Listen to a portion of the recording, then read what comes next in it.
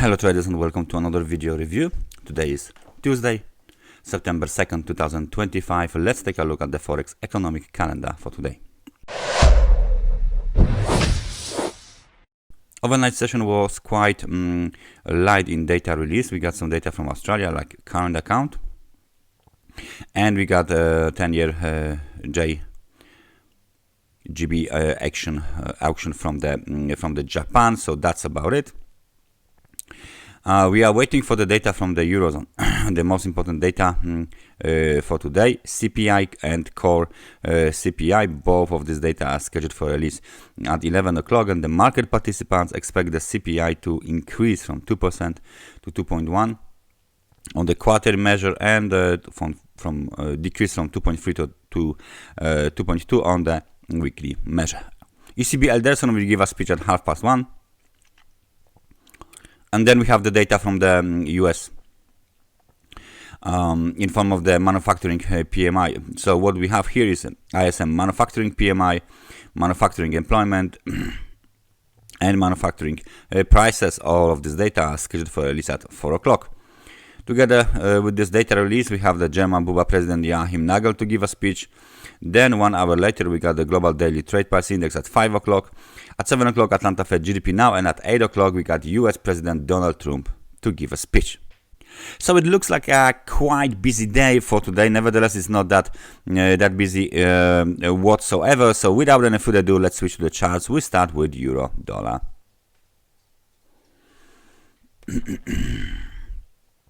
For our time frame chart of the euro dollar is showing us exactly what we expected. The range trading continues from 1.1743 technical resistance down to 1.1574. The market is going up and down, up and down, up and down, just hovering above or breaking below the 100 periods moving average. Right now it's 1.1663. So we all are waiting for the data releases, and maybe these data releases will trigger some bigger movements for the US, for the euro dollar. We can place some sort of the parallel channel here, as you can see, and this parallel channel will apparently, let me just make it lower. There you go.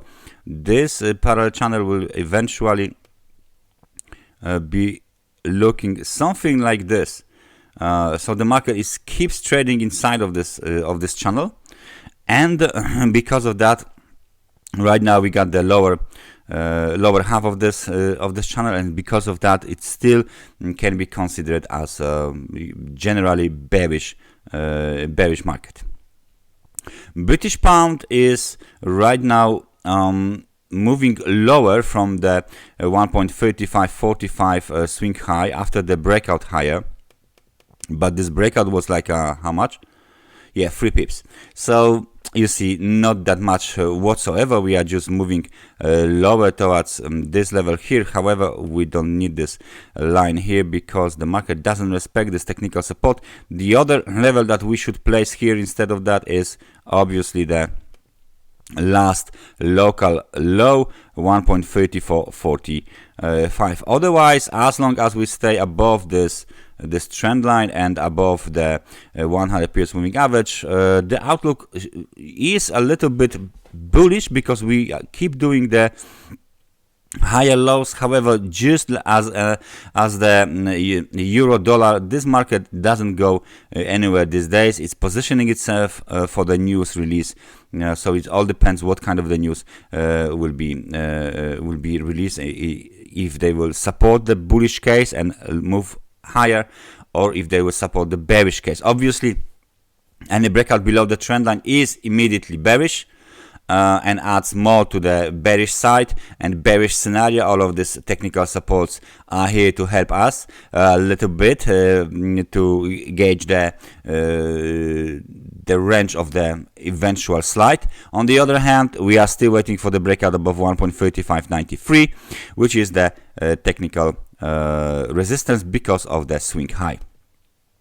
US dollar versus the Japanese yen is very, very predictable these days because it's moving inside of this range, up and down, up and down. It's been moving like this for last 2 weeks or even more. And right now there is nothing changed here whatsoever. All of these levels here on this chart are well known, so there's nothing, almost nothing to talk about here. No change here in the outlook. Okay, what's going on with the SP 500? 4-hour time frame chart gave us the 61% Fibonacci extension projection towards 6,513. We've made a local high at 6,508, which is apparently 5 points below the 61% target. So basically, I guess this is the tolerance in the tolerance scope.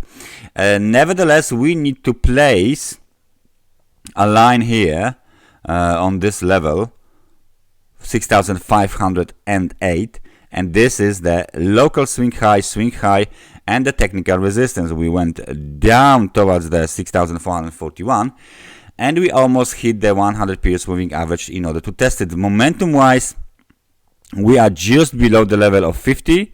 All right, we are just below the level of 50. So to be honest, all of this price action is hovering up and down around the level of 50. So we still don't know where we want to go right now on the S&P 500. Simple ranges, simple levels. 6,415 is another technical support that might be quite helpful. Nevertheless, the whole outlook looks still bullish. If we place some kind of a line here, because we got this trend line everywhere, if we place this trend line here on this on like that, and obviously let me make it just bigger. There you go. We are still trading above the trend line. So the outlook is slightly bullish because the trend is still up. The short-term trend, the mid-term trend is still up. So all of these pullbacks are just local corrections. Bitcoin is moving higher. 4-hour time frame chart of the Bitcoin is showing us a breakout above the trend line. Right, and very nice situation with the base here, the support, to be honest, because if we placed our line here, you can see that the lows of 107,386 might be treated as the technical support right now. So we will change the color of this for the green. There you go. And we bounced from the level of 50. We bounced higher. We broke above the level of 50. We bounced from 35. We bounced from the 32. Now the next challenge is 100 periods moving average and the technical resistance at 111,905. So any breakout above those levels might be first indication of the bullish case. And one more thing I would like to point out is this is the price range, and the price range is telling us that look at the recent bounces. Okay, this is the bounce, 5.16%. all right, this bounce here will be better, 4.38. And this bounce that we have, even from this level to yesterday's high or today's high, is 3% only. So even if we go as high as the level of 112,000, it's still 4.30, and that's a typical correction in this market. So don't be so keen about the bull market is back on the Bitcoin. First, we got some levels to broke. And last but not least, let's take a look at the Ethereum. The Ethereum market made a new low overnight, 4,212, as you can see. Nevertheless, it ended up with a nice pin bar. We got series of the higher highs and the higher lows as this market keeps moving lower. Right now, we try to bounce from the level of 38 on the RSI. back above the level of 50. Nevertheless, 100 periods moving average located at 4,457 might be a little bit of a problem for the bulls, and just a little bit above this level, as you can see, there is obviously the technical resistance. The technical resistance is located at 4,495. That's a local technical resistance, and then there is another one, the key technical resistance, 4,659. So please pay attention to these levels in case of an extended movement to the upside. For now, it doesn't actually look like there is some sort of the bullish rally for the Ethereum. That's everything from me for today. Thank you very much for watching this analysis, and I hope I see you guys next time. Take care and bye bye.